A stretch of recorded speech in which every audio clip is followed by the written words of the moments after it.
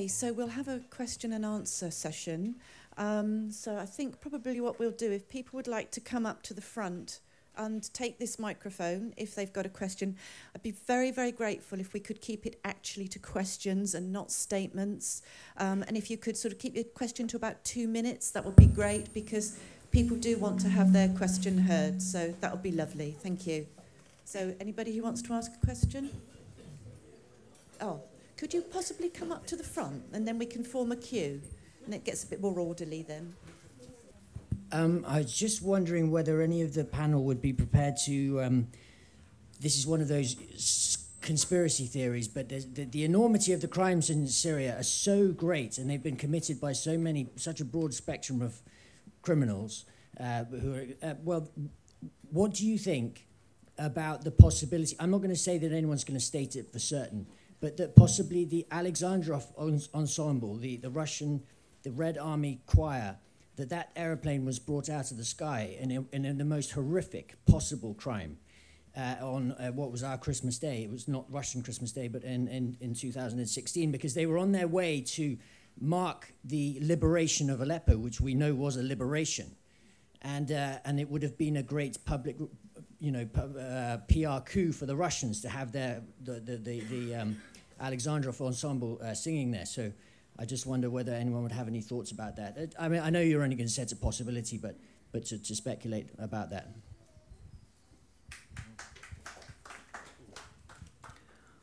I think I'll answer first. Certainly, yeah, I mean, that's speculation. But what I will say is the Russians have sacrificed hugely inside Syria. I mean, the mainstream media, depicts them as some sort of self-interested force that is indiscriminately bombing the Syrian people during the liberation campaigns. I recommend a book that has recently come out by an ex-Sunday Times, or he may still be writing for the Sunday Times. Sorry, Tim, if I screwed that one up. Tim Ripley. He's just written a book. I think it's possibly called The Battle of Aleppo. But if you do a search on Tim Ripley and Aleppo, you'll find his book. And he did a forensic examination of the Russian air campaign and military campaign to liberate Aleppo. And he came up with some very surprising conclusions that completely contradict the mainstream narrative on the liberation campaign and the Russians' role in it. I've spoken to a number of Russian military advisors and officers, and I know for a fact that the Russians, particularly in the liberation of Deir ez-Zor, lost a huge number of their soldiers. I was in Aleppo with Eva Bartlett in August 2016 when the Russian humanitarian helicopter was brought down, and the Russian pilot's body was dragged through the desert before it was dismembered by the crowing terrorist groups. And I have to say, a number of the White Helmets posted those images to their Facebook pages in celebration of this hideous treatment of a pilot who was actually dropping food and humanitarian supplies into East Aleppo to those same terrorist groups. Equally, at the end, towards the final liberation of East Aleppo, Russian doctors were murdered by terrorist mortar fire while they were treating civilians in East Aleppo. So the number of, and in fact I saw today that a number of military advisors, Russian military advisors and troops were killed battling terrorist groups in Deir ez-Zor. So they've given lives for Syria. They've given a huge amount in defense of Syria's sovereignty and in defense of the self-determination of its people. Of course, Russia has its own interests, but that should never take away from the sacrifices their men, their military has made inside Syria.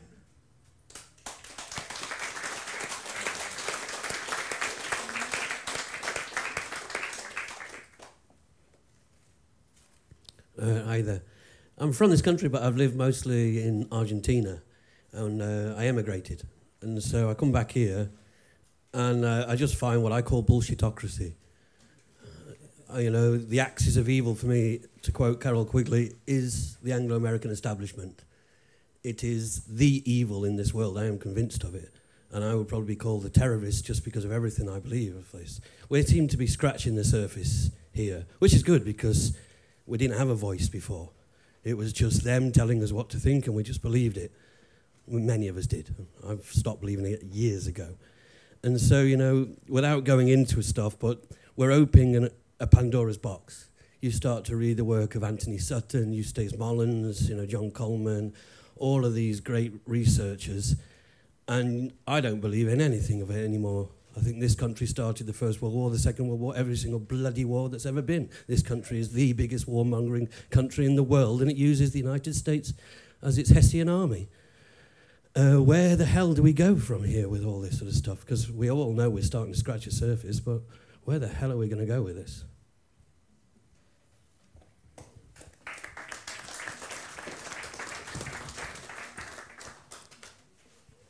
I tend to agree with that, and just to say something provocative, because we haven't heard anything provocative yet. I had it in my notes, but time didn't permit. I wanted to ask if you'd all seen the royal wedding. No. Did we see that? We noticed how obsessed people were with her dress, how many column inches, how many hours of comment on that, and how much comment on Harry's choice of dress, Harry's important choice of dress. Harry is not a serving soldier, but he chose, or it was chosen for him, that he wear a uniform, a military uniform.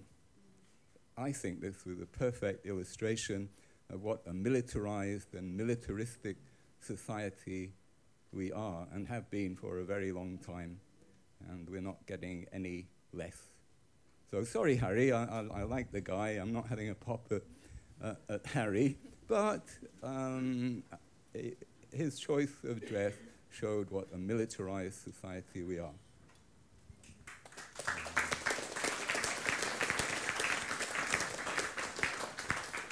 Yeah. Okay, sorry. Two-part question, briefly there. We've mentioned legality quite a lot today. I just wondered, are there any plans for any legal challenges to these horrendous offences that have been going on for years? And you know, let us know and we'll support it. You know, money, anything. Second, is there anything else we can do? I'm here. I'm an individual. I don't know a single other person here. I follow you all on, you know, on Twitter, on your blogs and everything. All my friends think I'm mad. I can't speak to my family about it. But God, I just want to do something. You know, just anything really.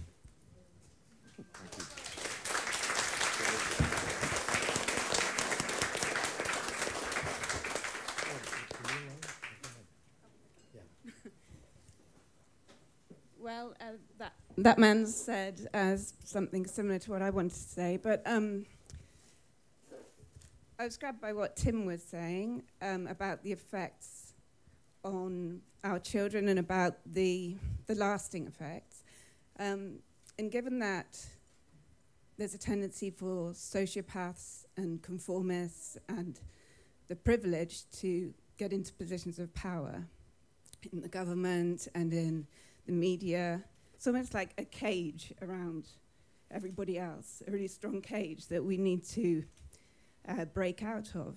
And given that people tend to feel powerless, and also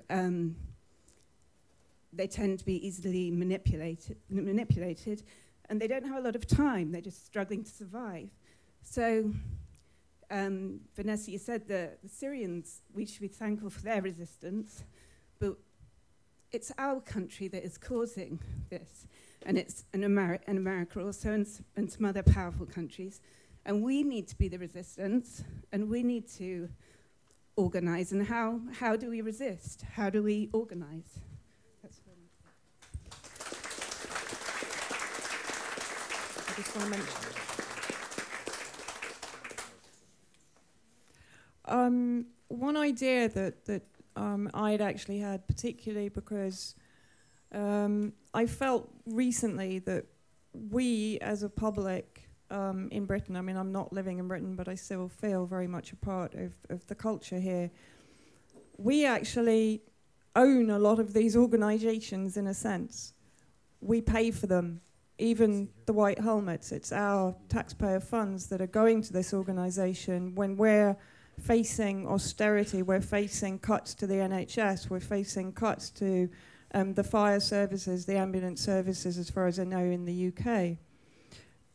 How would you all feel if, for example, at the Media on Trial website, we have a petition that is prepared for you that you can then send out to your MPs, to your representatives, to whoever you want to send it out to, outlining what we feel is the hard evidence against the White Helmets as an organisation, to call for an investigation into this organisation. You know, none of us can lay claim to absolute evidence that there are not, for example, some decent members of the White Helmets. One thing I will say is, in all the testimony that I've received from civilians who've lived under the rule of the White Helmets, none of them have testified to them rescuing civilians. So that has to be made clear. But I'm prepared to remain open-minded. What I'm saying is that there must be an investigation into this organisation, which we are effectively responsible for to a large extent, because it's our money that is enabling their existence. So would you all be prepared, for example, if that petition is pre-prepared, simply to put, because I understand that a lot of people don't have time, but would that be acceptable to you, for example, as an action that you can take to send out that petition? Yes? Okay. Yes, I saw that. Yeah, I saw that. Well, I'll say briefly in terms of picking up the two questions or points which were raised. I mean, we are undoubtedly caught in a very dreadful, difficult situation in the West in terms of how militarized we have become, as Peter's pointed out, and the conflicts and the wars we've been engaged in. And this is an issue which is way, way bigger than any of us in many ways, and it's incredibly serious, and where it may end up is incredibly serious as well. And it is a huge thing to have to feel like we need to do something about this. I'd say, you know, people need to keep aware that sort of you don't have to do much, you just have to get engaged, signing petitions, getting involved in an organization, talking to friends. You can't change the world overnight, but you can do little things. We all have families, we're all busy, etc., on a day-to-day basis, but just making space so that you can, in a sense, fulfill your responsibility as citizens in a democracy to start to hold your government to account, and then just do those little things. You're not going to change everything overnight, but try and sort of confront this huge problem that we're caught in terms of the kind of scale of war that our countries and our governments are engaged in initiating, and just try to do little things to move things forward. But get involved. Talk to friends, even if people get pissed off with what you're saying and they don't want to hear that again, and so on. You can challenge your friends and family to think about these things. You can join organisations. You can support independent media, 21st Century Wire, etc., UK Column. These are all organisations who are doing extremely good work in terms of raising awareness and so on. And it doesn't take up a huge amount of time, but just baby steps, doing little things. I think that's the thing to keep in mind, and certainly not to feel overwhelmed by sort of how big this problem is, because it's a huge problem, but with lots of people doing little things, we can make some progress, I think.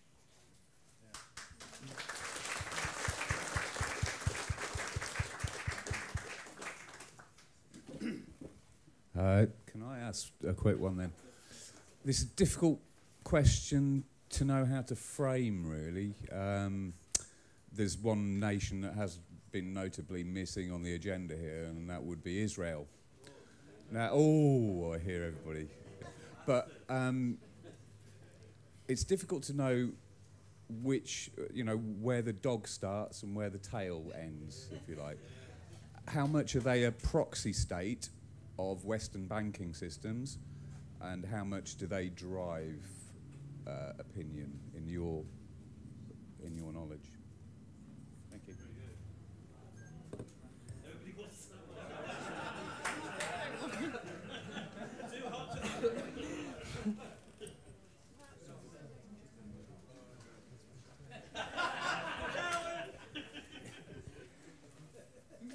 I don't want to address that question head on, but I will make one observation. I'm in enough trouble already. I can see the headlines now. He denigrates the monarchy, so I'm not going to be accused of anti-Semitism. But I will draw to your attention the way the BBC treated the Gaza massacres recently. You couldn't watch a BBC news bulletin while that was on without also watching the Israeli ambassador, who was on every time and given ample scope to attempt to rebut the charges against Israel. Compare and contrast with what happened over Aleppo or Douma or anything else in Syria.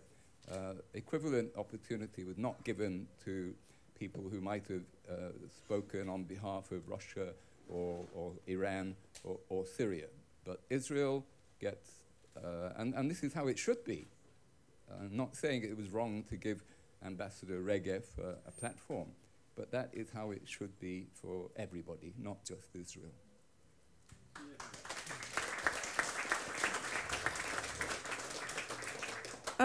I would also like to add that obviously a major driver of all of the destabilization projects in the region, so in Iraq, in Libya, in Syria, is in favor of the Zionist regime that is illegally occupying Palestinian territory and also illegally occupying Syrian territory in the Golan.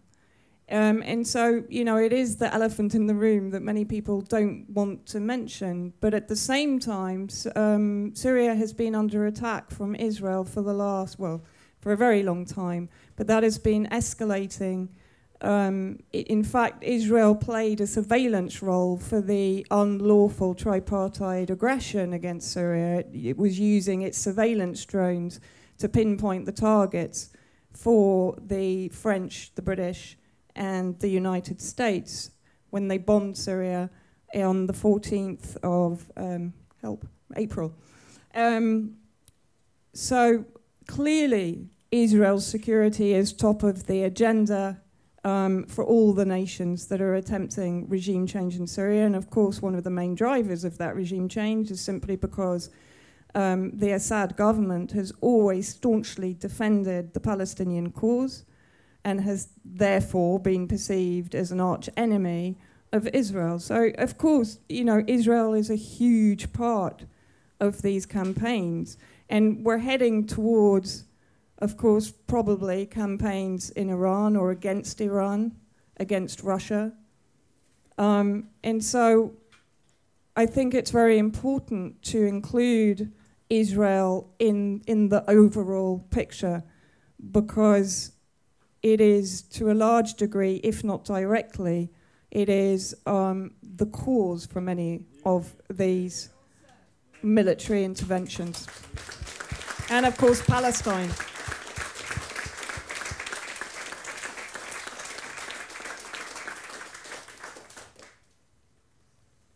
Okay.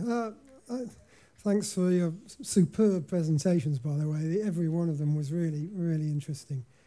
I'd like to try and sneak a couple more charges onto the charge sheet, because I don't want them to get away too lightly here. They may be.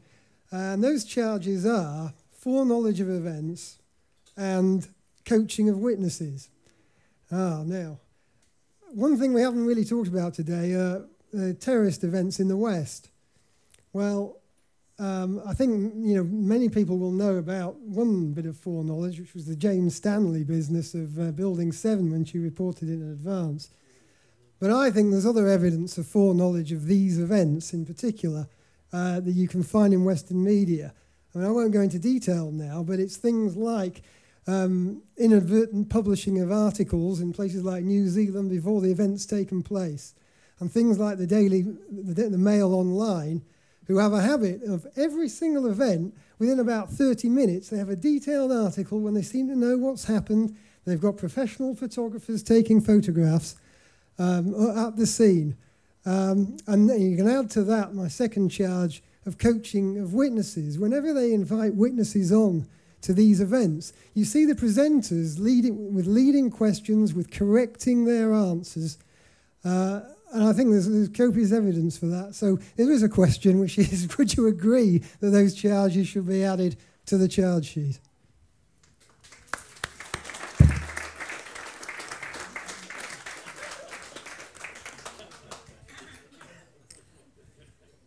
Thank you for that question. That's a complicated four-part question, but I'm going to applaud you on your critical thinking to be that analytical, to ask those questions as you did, one by one. The way I look at it is, if I can drag it into a court and present it and get a conviction, then that's real information, then it's useful. And so, my job, or anyone's job as an investigator, is to get to that level where you can reach that bar. Okay, I think that should be the job of every mainstream journalist. I think that should be the job of every government official when they are trying to prove a case on any of these cases. So, in terms of prosecuting the media in these situations, yeah, you have to be able to prove.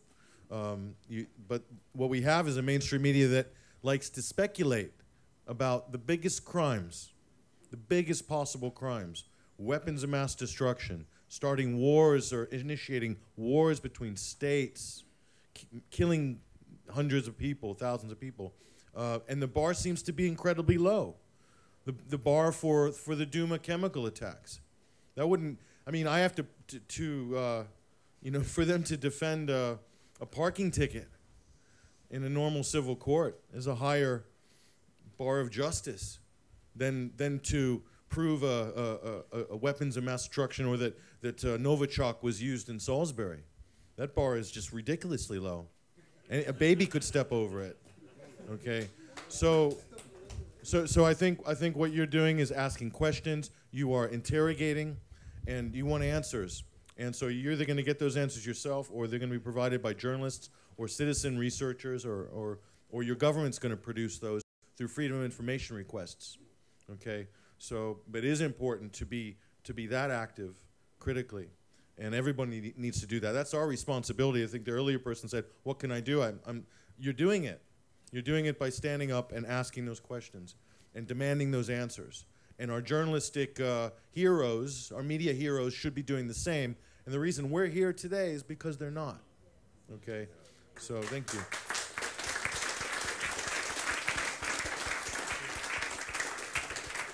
So I was going to quickly add, sort of what we've seen in Syria and the controversies that you've had over chemical biological events and the sponsorship of them, etc., it raises the substantive question of false flags, okay? And false flags are military tactics. They do happen, and they are used. And we've been involved in wars for 17 years now, so I agree absolutely with Patrick that these are the kind of questions which the press should be pushing into and looking into at this point in time, because they're real. They're not make-believe things, crazy things for conspiracy theorists. It's a military tactic.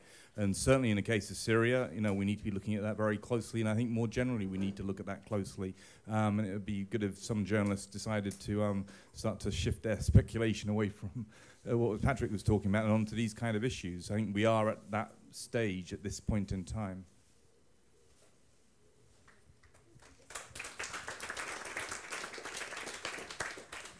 I've got a follow-on question to the Israel uncomfortable questionings. And it's sort of in regard to this Third World War, which has been prophesized, has been promoted inadvertently, and which is too scary to talk about, because we all know that a Third World War could be the last World War for humanity. And but there seems to be an esoteric wish to bring on annihilation, apocalypse, to bring about a Messiah. This is not my, definitely not my worldview, but people who are involved in politics are now becoming quite overt in this, in supporting this idea. And human beings are being absolutely manipulated to try and bring about a Third World War. And I'm thoroughly grateful for all the world leaders that call this out and won't let themselves get provoked. And how this relates to Israel, which I don't mean the Israeli people at all, because I love Israeli people. But Israel, the Greater Israel Project, and Jerusalem seems to be at the center of, this second coming of Christ, or the Messiah, or the Antichrist, or however you're going to look at it. And Israel seems to be not a normal democracy and government. It's sort of, I was there last year, and all the names are called Rothschild Street and Rockefeller Bridge, and all. It's a country that's owned by these families with these weird ideas and belief that they control the world and have right to do that. And I know I'm going into conspiracy theories territory here, but I've started to see a lot of mainstream media articles that are heralding Donald Trump as the bringer of a new golden age. The narrative is verging into these weird esoteric things. So, some comment on this? I didn't really word it very well as a question.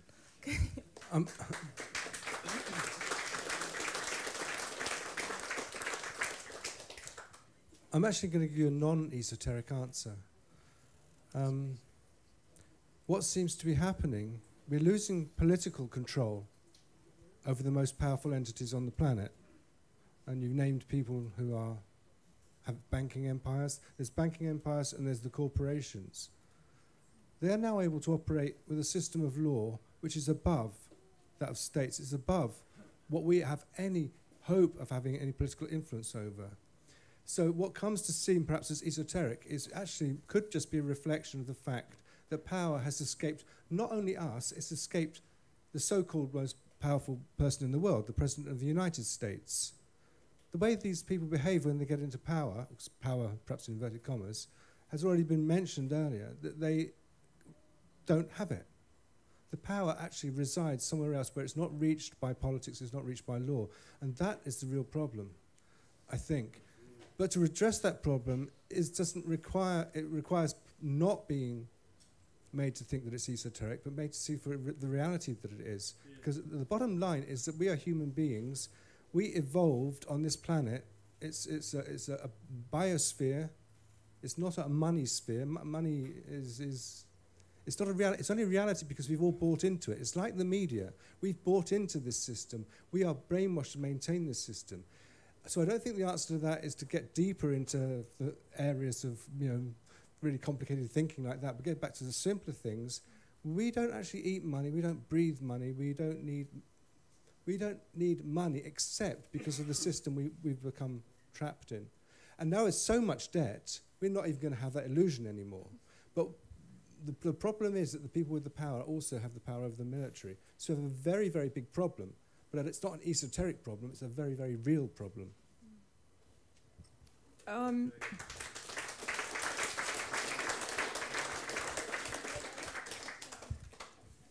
I think also what I would like to add to that, I think apart from the conflicts sort of on the ground in Syria, in Libya, in Iraq, in Yemen, in Palestine, in Venezuela, everywhere, there is a greater battle going on. Part of the purpose of the war propaganda is to dehumanize our enemy. And what I believe there is an attempt to do is to distance ourselves, to distance us from other peoples, from peoples in Syria, in Yemen, in Iraq, in Libya. Oh, they're the people over there. They're not. We're all part of this human race. We're all part of humanity. And what our governments and the ruling elite, the establishment, the media, the think tanks, what they are all focused on doing is forcing us to forget that and to disconnect from the rest of humanity. And so I think, yes, all of these esoteric messages that we're getting are very related to that. They're very related to making us feel exceptional. I mean, we see that in America. Even the most simple of Americans, sorry, Mark, will consider themselves to be exceptional because it's so inbred into them. It's not their fault, but it's a form of gaslighting. It's a form of mental programming that has gone on for decades. And so in a sense, what we all need to do is to break out of this abuser-victim paradigm and recognize that we do have an identity.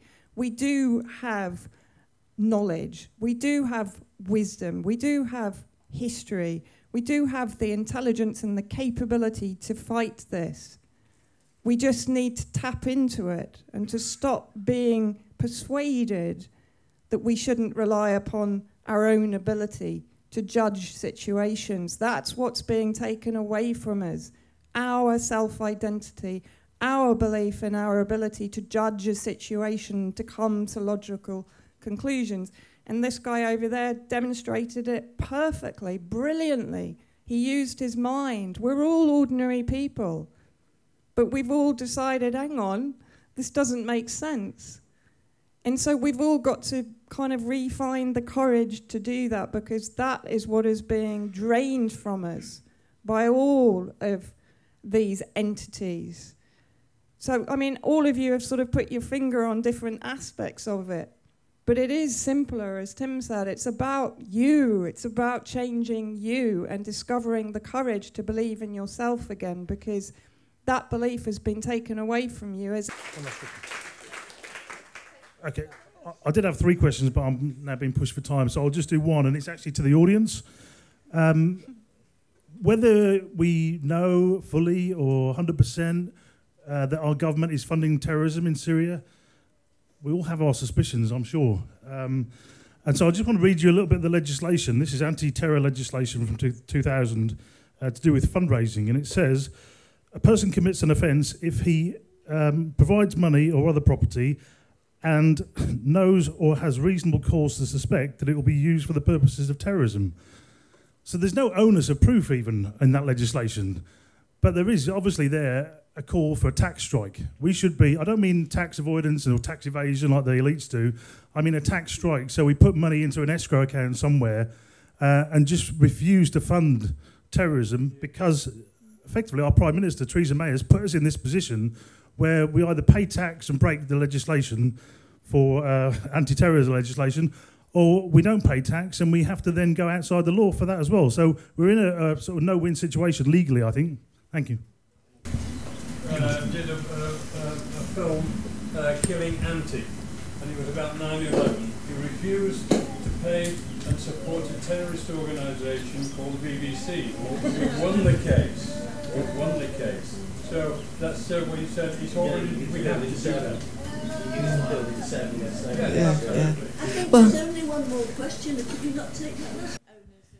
Sorry about that. I didn't see that. You just said that somebody suggested that as it's an offence to give money to terrorism, as we pay taxes, then it is within realms of possibility that we could all hand ourselves over to the police as being complicit in the...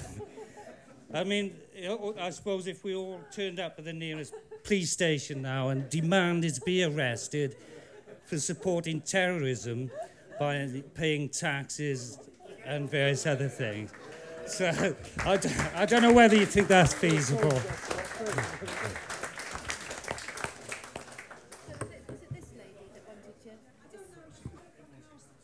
Very quickly, I feel a bit...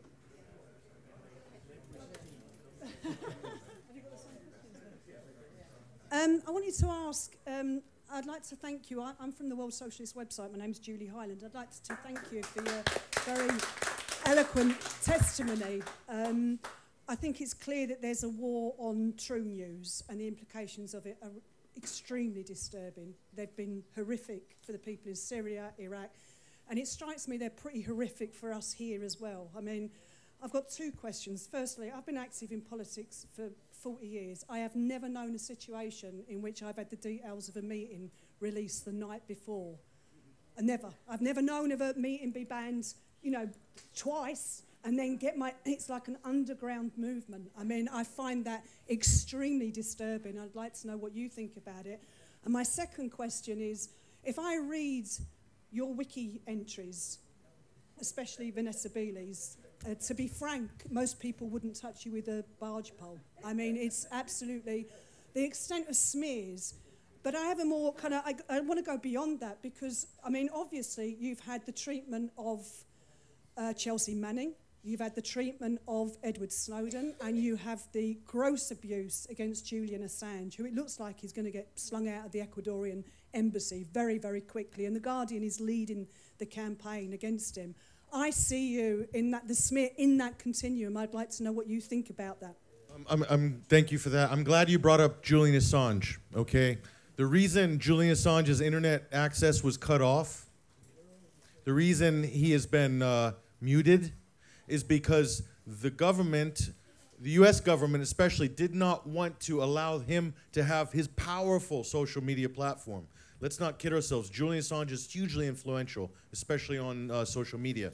At the time when this strike on Syria was happening, I don't underestimate the influence of Julian Assange at those critical times. And guess what? Our website was taken out offline for 5 days after Duma.